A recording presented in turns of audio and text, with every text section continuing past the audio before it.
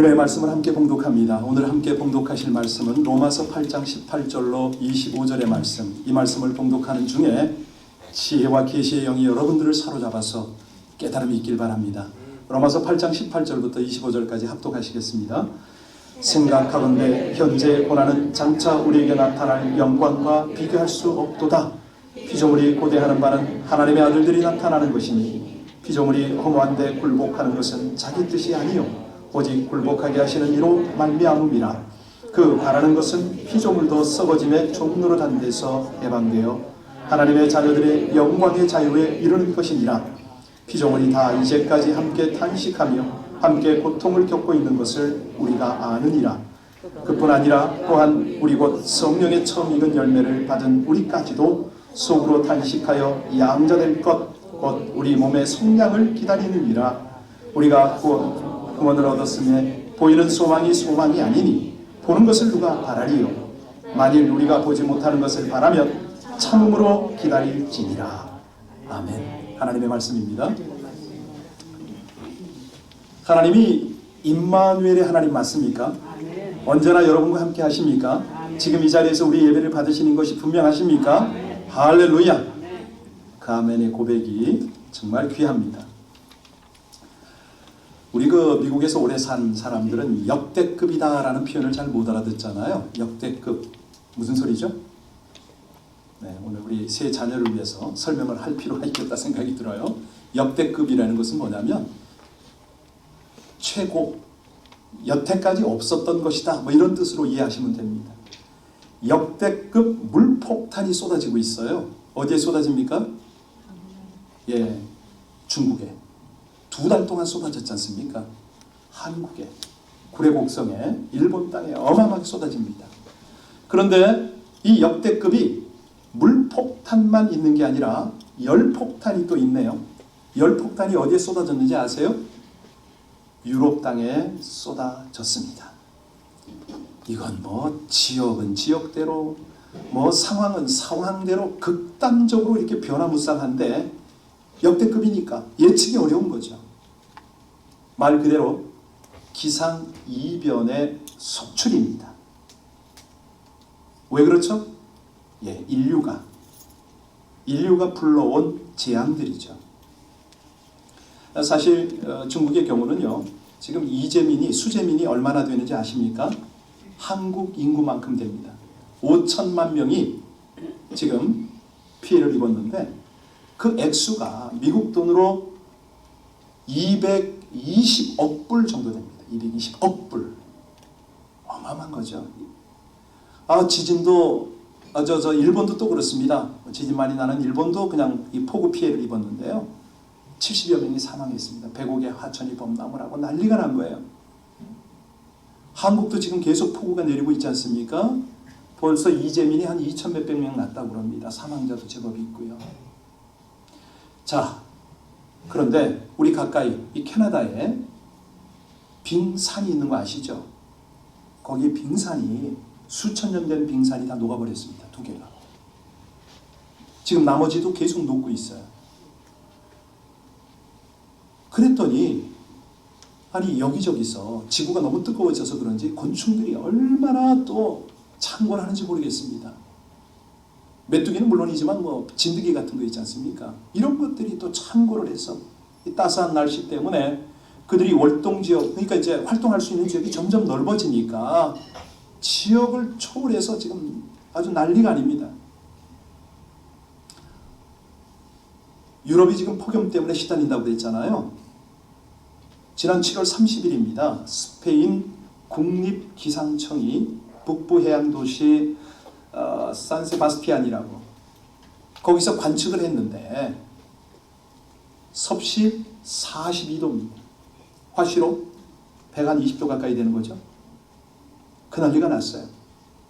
프랑스 전체가 폭염 경보를 내렸고요. 여러분 그 북극이 지금쯤 온도가 얼마나 될지 아세요? 북극.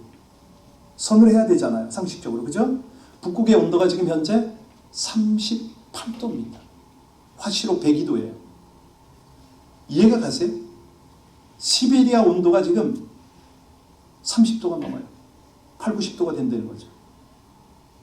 난리가 아닙니다. 자, 문제는 이 기후 환경의 재앙이 이제부터 시작이라는 겁니다. 지금부터 시작이라는 거예요. 약 30년이 지나면 1억 4천만 명 이상이 기상난민이 될 것이라는 발표입니다.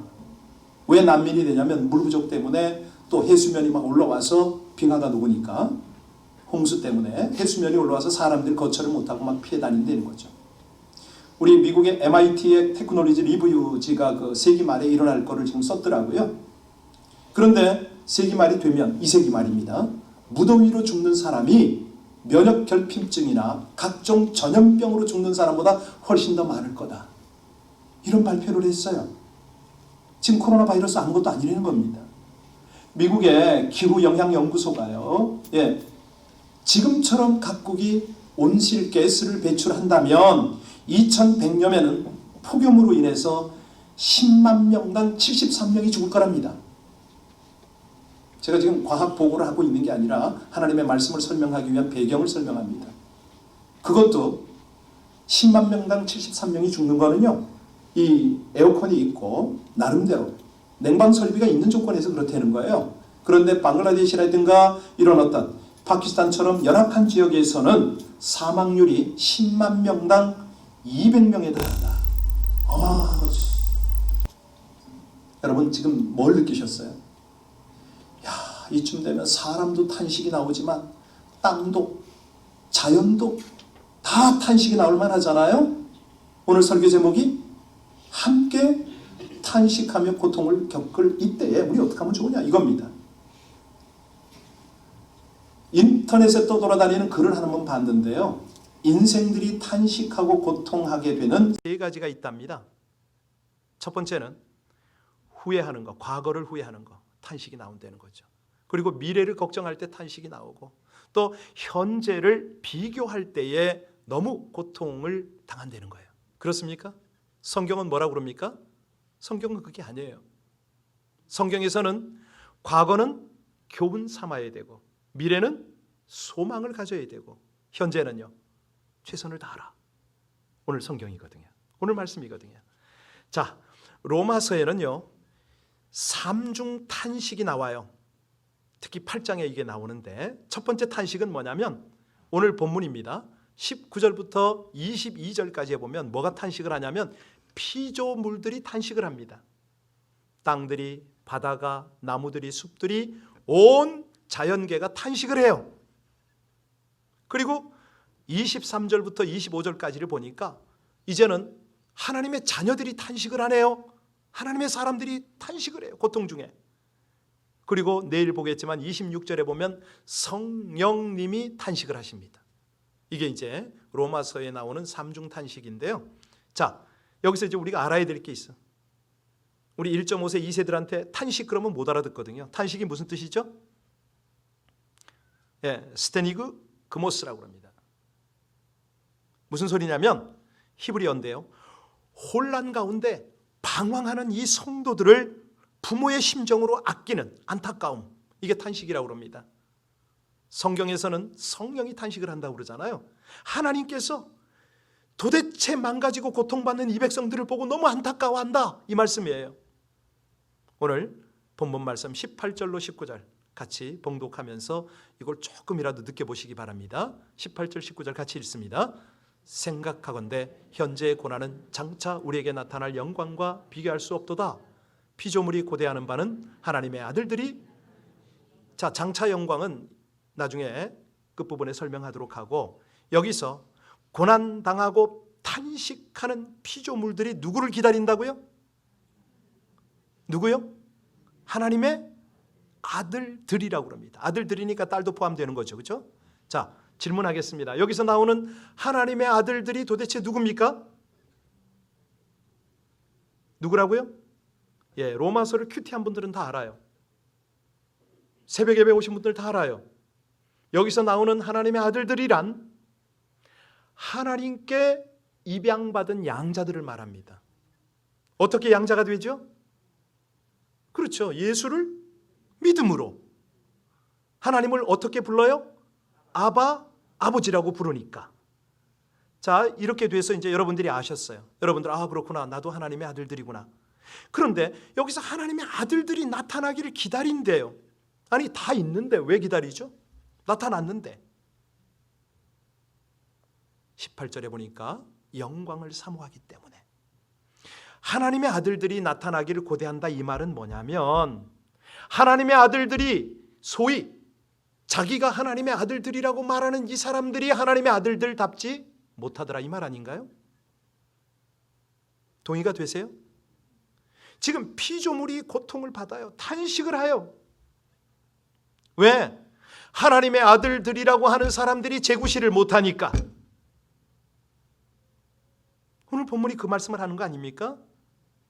아니, 지금 하나님의 아들들만 아니라 피조물 스스로도 제구실이 안 되니까 너무 탄식스러운 거예요. 자기들이 구실을 좀 했으면 좋겠는데. 저 숲에 가면 사람 몸에 좋은 나무들이 몇 개가 있잖아요.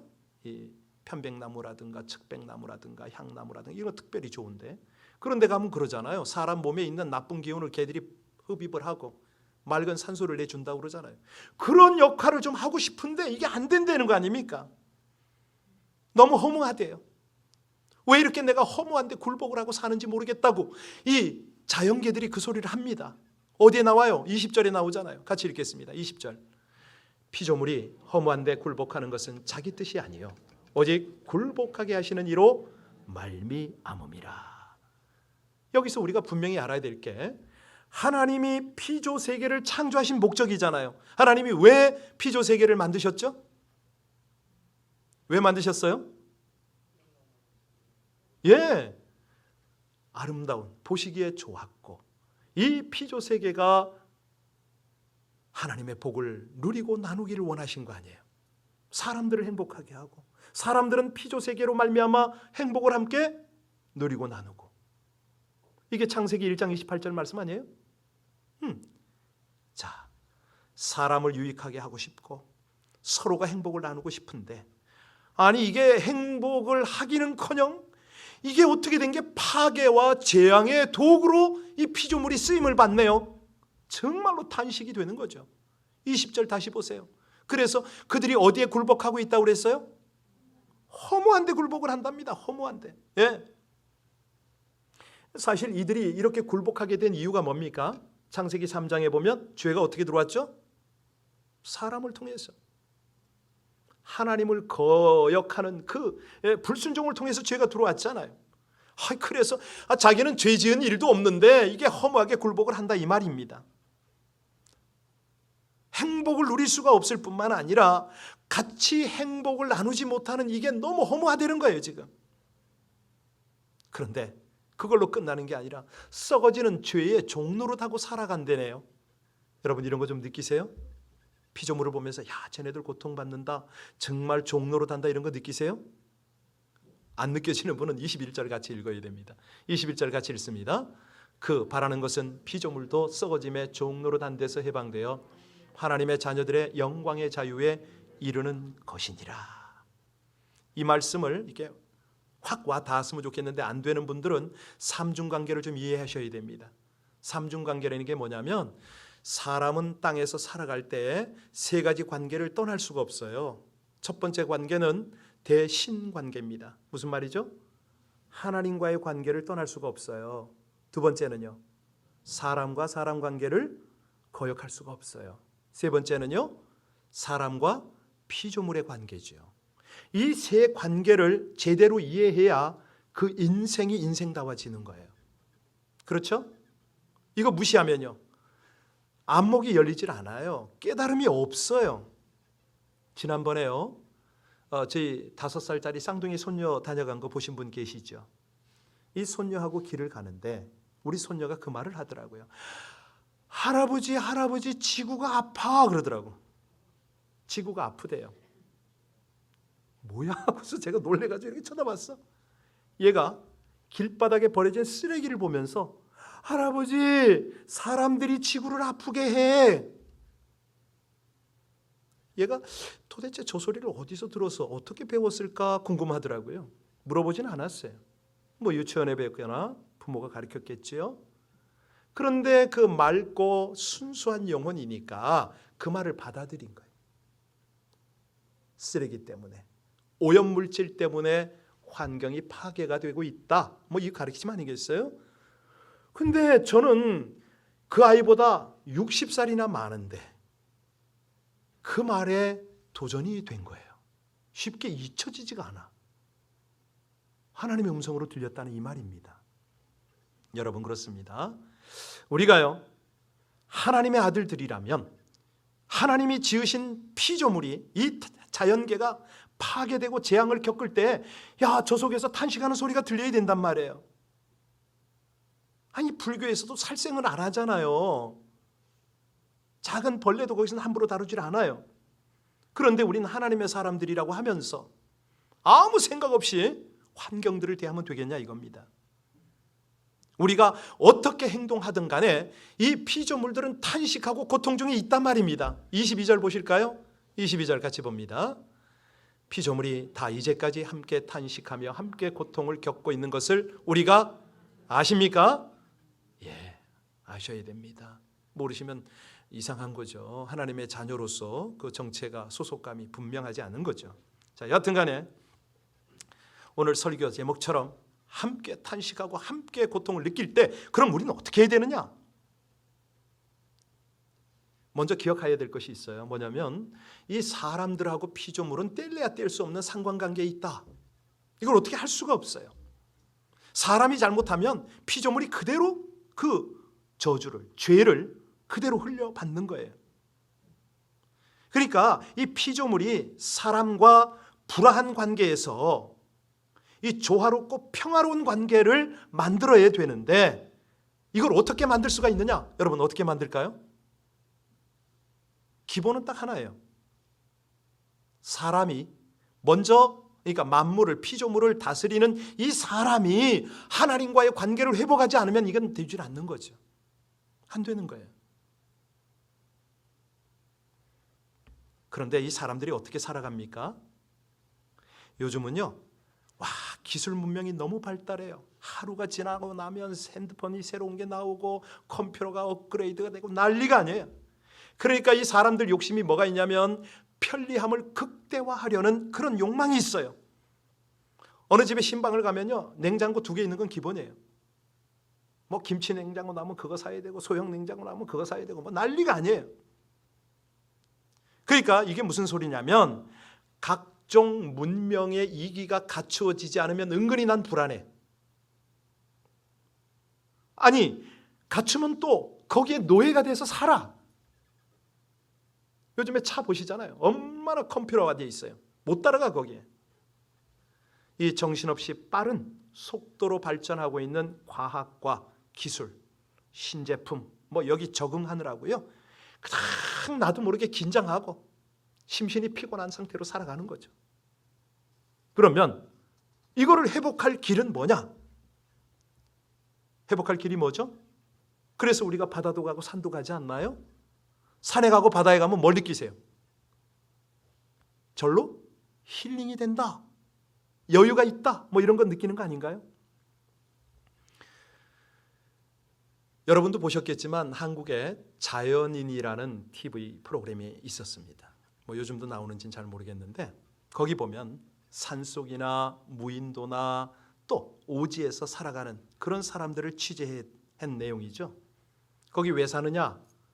더러는 불치병 때문에 치유를 위해서 자연으로 돌아간 분도 있지만 나름대로 정말 자연과 어우러져 살겠다, 내가 자유를 누리겠다, 행복한 삶을 내가 추구하겠다, 뭐 이런 모습도 있어요. 혼자 사는 분, 부부가 함께 간 분, 뭐 가족이 함께 있는 분, 여러 스타일이 있더라고요. 근데 대부분 보면 그렇게 자연스러워, 나름대로 행복하게 살아요. 비결은 필요한 만큼만 취하고 아껴. 그냥 거기 벌레들하고 또 동식물하고 나눠 먹어요. 욕심 없이 자연과 조화를 이루며 아주 친근한 관계 속에 살아가는 거죠. 오늘 본문이 바로 그거 아닙니까? 오늘 본문에서 하나님의 아들들이, 하나님의 딸들이 나타남이 없으면 이 피조물이 썩어짐의 종로로 단다, 탄식과 고통이 그칠 수가 없다, 이 말을 했잖아요. 그래서 하나님은 저와 여러분에게 오늘 이 말씀을 들려주면서 깨닫기를 원하십니다. 뭘 깨닫기를 원하십니까? 야, 어떻게 하면 진정한 평화, 진정한 행복을 누리는지 한번 생각해 보려는 거예요. 하나님의 자녀들, 하나님의 아들들이 꼭 필요한데, 예. 이것이야말로 모든 회복의 열쇠인데 어떻게 하겠느냐? 그 키를 오늘 23절에서 우리에게 알려주고 계십니다. 관건이 뭐냐? 23절 같이 읽겠습니다. 그뿐 아니라 또한 우리 곧 성령의 처음 익은 열매를 받은 우리까지도 속으로 탄식하여 양자될 것, 곧 우리 몸의 속량을, 자, 말이 조금 어려운 것 같은데 요지는 그겁니다. 성령을 의지해라. 그러면 네가 하나님의 아들, 딸로 살아가고 모든 피조물을 탄식과 고통에서 건질 수 있다. 뭐 이런 뜻인데 여기서 중요한 건 뭐냐면 성령의 처음 익은 열매잖아요. 그죠? 성령의 처음 익은 열매. 이게 무슨 뜻입니까? 이거는 성령께서 우리가 성령의 열매를 맺는 이런 그런 열매를 말하는 게 아니에요. 오늘 본문에서 말씀하시는 것은 하나님께서 처음 보내신 성령의 첫 열매, 이 말씀을 하시는 거예요. 조금 어렵나요? 이해하셨죠? 하나님이 보내신 성령이 우리 가운데 임하시면 이 뜻입니다. 그런데 이제 이 성령의 제대로 된 첫 열매는 어떤 열매냐? 성령의 열매가 또 있어요. 예, 뭐 여러 가지가 있지만은 가장 중요한 것이 뭐냐면 우리가 예수를 믿음으로 말미암아 양자로 구원을 얻었잖아요. 그런데 이 구원이 완전한 구원인가요? 언제 완전한 구원이 되죠? 네, 우리 몸의 부활까지. 뭐 우린 죽어도 천국 가요. 그런데 이제 우리 몸의 완전한 부활은 언제냐? 주님 재림하실 그때 아닙니까? 그걸 지금 얘기하는 거예요. 자, 그렇게 이해를 하셨으면 24절 같이 읽겠습니다. 24절 같이 봉독합니다. 우리가 소망으로 구원을 얻었음에 보이는 소망이 소망이 아니니. 자, 무엇으로 구원을 얻었다고요? 예, 그 소망이 보인다고요? 안 보인다고 그러잖아요. 안 보인다고. 그러니까 중요한 건 뭐냐면 구원의 방법이 아니라 구원의 상태를 지금 말하는 거예요. 그러니까 영원한 하나님 나라의 영광을 바라보고 그곳을 향하여 그것을 소망하며 살아가는 우리를 하나님께서 보고 싶어 하십니다. 아니, 정확하게 말씀드립니다. 왜 인생들이 하나님의 사람들조차 피조물과 더불어 탄식하고 고통을 받을까요? 하나님께서 우리가 그렇게 기도하고 열심히 신앙생활하는데 왜 이 가운데 내버려 둘까요? 우리를 아름다운 하나님의 사람으로 빚는 과정입니다. 믿으십니까? 이거예요, 이거. 우리의 믿음을 빚으세요. 우리의 영성을 아름답게 다듬으시고 계시다고요. 우리의 확실한 그 믿음을 하나님이 보고 싶어 하시는 거예요. 2차 세계대전 때 있었던 일이에요. 한 소녀가 독일군에게 막 쫓겼어. 막 일행과 함께 도망을 가다가 이 소녀는 갑자기 산속의 동굴 속으로 들어간 거예요. 동굴 속에 아무것도 없어요. 결국은 이 소녀는 추위와 굶주림으로 인하여 고통 가운데 죽었어요. 그런데 이 소녀의 손에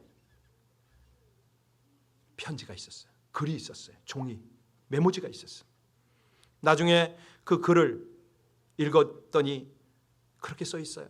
나는 지금 햇빛을 볼 수 없으나 저 바깥에는 분명히 해가 빛나고 있는 것을 믿는다. 지금 나는 하나님의 말씀이 들리지 않으나 분명히 하나님은 이 동굴 속에도 함께 계심을 나는 믿는다. 지금 나는 가족과 친구들의 소식을 모르지만 분명히 나는 그들과 하나님 나라에서 다시 만날 것을 믿는다. 그 메모지를 손에 꼭 쥐고 죽은 거예요. 여러분, 여러분의 딸이나 손녀가 그렇다면 기분이 어떠세요? 귀하죠? 너무 고맙죠? 이 어린 소녀의 마음속에도 주님을 바라보고 기다림의 소망이 있기 때문에 죽음을 맞이한 거예요. 그렇게 소망 그렇게 중요해요. 여러분, 함께 탄식하며 고통을 겪을 때일수록 소망을 견고히 하시기를 주의 이름으로 축원합니다. 우리 하나님은요, 우리를 위하여 좋은 일을 계획하셨잖아요. 그 하나님이 신실하게 우리 하나님 나라를 예비하시고 우리에게 주셔요. 우리가 기대하고 생각하는 것 그 이상이죠. 여러분 질문합니다. 여러분을 위한 하나님의 나라는 어찌 생겼습니까? 요한계시록 21장 22장에 나오잖아요. 하늘나라 어떤 나라라고요? 예, 그 성은 각종 보석으로 지어졌잖아요. 황옥, 노곡 할 것 없이 비치, 사파이어, 에메랄드 이런 것들이 가득한 그런 성입니다. 그 성의 길이 어떤 길이더라? 성의 길은 맑은 유리 같은 황금 길이더라. 그 성의 문을 딱 여는데 그 문은 어떤 문이더라? 12 진주문이더라.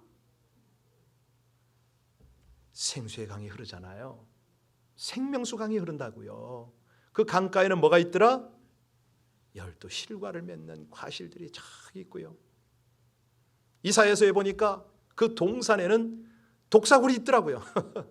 근데 그 독사굴에 애들이 가서 손을 넣었어요. 장난을 쳐요. 독사가 물더라 안 물더라? 그곳이 우리를 위한 하나님의 나라입니다. 그런데 이거는 사람의 표현으로 글로 묘사를 한 거고, 실제 우리를 기다리는 하나님의 나라는 그것과 비교하지 못할 정도로 아름답다, 완전하다, 행복하다, 풍성하다, 자유하다 믿으시길 바랍니다. 그래서 우리는요 인내하며 기다려야 되는 거예요. 오늘 마지막 25절 볼까요? 25절 같이 봉독합니다. 만일 우리가 보지 못하는 것을 바라면 참음으로, 자 어떻게 기다려라? 인내하며 기다려라. 보지 못하는 거지만은 믿는다면 인내하며 기다려라. 사실 우리가 소망하며 기다리면 고난의 시기를 인내할 수가 있죠. 오늘 본문의 요약이 뭐냐면 피조물과 더불어 당하는 탄식과 고통을 통해서요 하나님은 당신의 백성들을 아름답게 빚어가신다는 거예요. 더 정확하게 말하면 그리스도 예수의 형상을 닮아가도록 한다는 거죠. 여러분 고린도후서 5장 17절 다 외우죠? 그런즉 누구든지 그리스도 안에 있으면 새로운 이전 것은 지나갔으니 할렐루야 보라 새 것이 되었도다. 그러니까 어떻게 새로운 것이 된답니까? 누구든지 그리스도 안에 있으면 바로 이겁니다. 함께 탄식하며 고통을 겪을 때 누구든지 그리스도 안에 함께 거하도록 하는 거죠. 그거예요, 그거. 예. 우리 하나님은 우리의 이 작은 믿음을 보고 의인 삼아 주셨어요. 천국 백성 삼아 주셨다고요. 그 사랑을 한번 생각해 보세요. 그러면 우리는 영적으로나 육적으로 환경적으로 힘들고 지칠 때, 부족할 때에 그렇게 신실하게 공급하시고 이끄시는 하나님의 은혜가 떠올라요. 그게 감사가 되는 거예요. 어떤 위험에서도 보호하시고 지켜주시는 끝이 없는 하나님의 능력을 의지하며 살아갈 수가 있다고요. 그런 삶을 사시기를 주의 이름으로 축원합니다. 지금처럼 도처에 재앙이 만연하고 탄식과 고통의 소리가 멈추지 않을 때에 우리는 어떻게 하라고요? 하나님하고 친밀한 교제 속에 그리스도 안에서 하나님의 사람으로 살아가는 거예요. 여러분 우리 옆 사람에게 인사하겠습니다. 함께 탄식하며 고통을 겪을 때일수록 하나님의 사람으로 살아갑시다. 시작. 하나님의 사람으로. 예, 바로 그겁니다. 우리가 이웃과 더불어 피조물과 더불어 사는 거죠. 아니 우리 세대가 이제 다음 세대에게 이런 하나님의 나라를 물려주는 거죠. 애써서 수고해서. 그럴 때 우리가 하나님과의 관계도 회복이 되고 이웃과도 회복이 되고 피조물과도 회복이 됩니다.